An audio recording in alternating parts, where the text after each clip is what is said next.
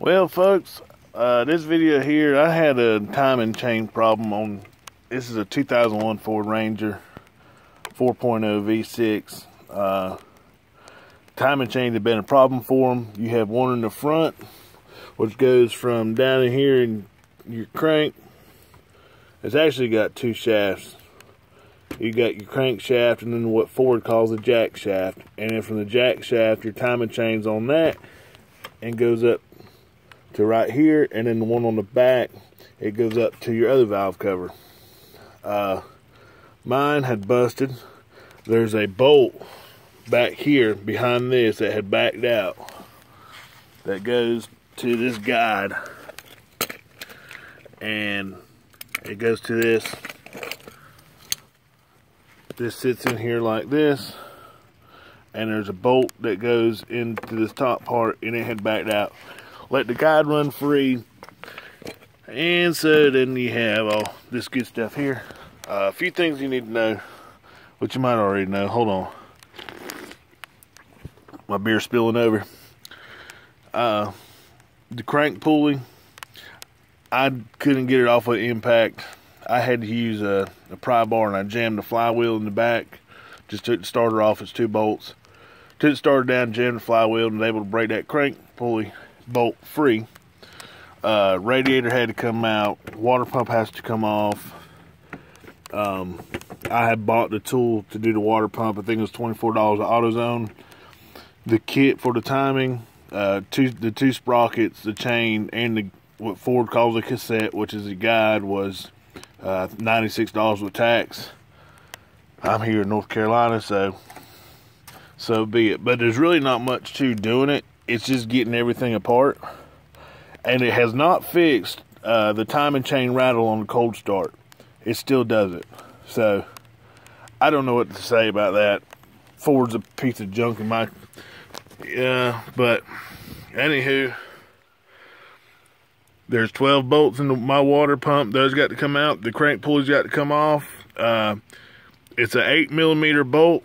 For that crank pulley, there's 2 holes, 8mm bolt, at least 100 millimeters long. The ones that come with the pullers won't work. I had to buy longer bolts. I had to go to Fastenal because nobody else had them. This has got to come off. Crank pulley's got to come off. Water pump's got to come off. Radiator has to come out. And then you just got the bolts on the timing cover, and that comes off, and there you are.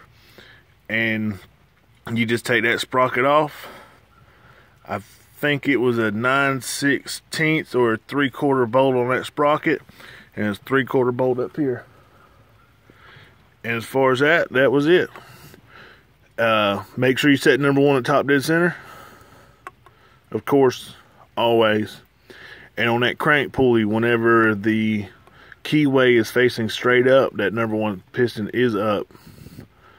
But you won't know if it's on the top dead center on the compression stroke or not. But if once you get everything back together, before you put everything back together, just bump it with the key, or you can turn it by hand. And if you're having a lot of problem, your cam's probably 180 out, just turn it 180 degrees and you should be good to go.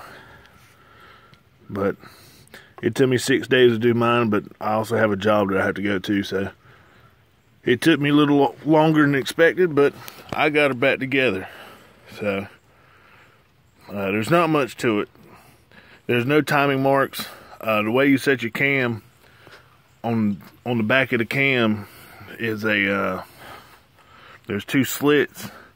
Those are supposed to be parallel with the head, and that's how you set your cam. I didn't have total failure. I just had this timing chain go, so the other side of the motor was still in time. It was just a matter of setting everything top dead center and make sure all that was straight. And then you just put this cam with them slits parallel to the head. Ford makes a whole kit you can buy, toolkit, timing toolkit, if you want to spend that kind of money.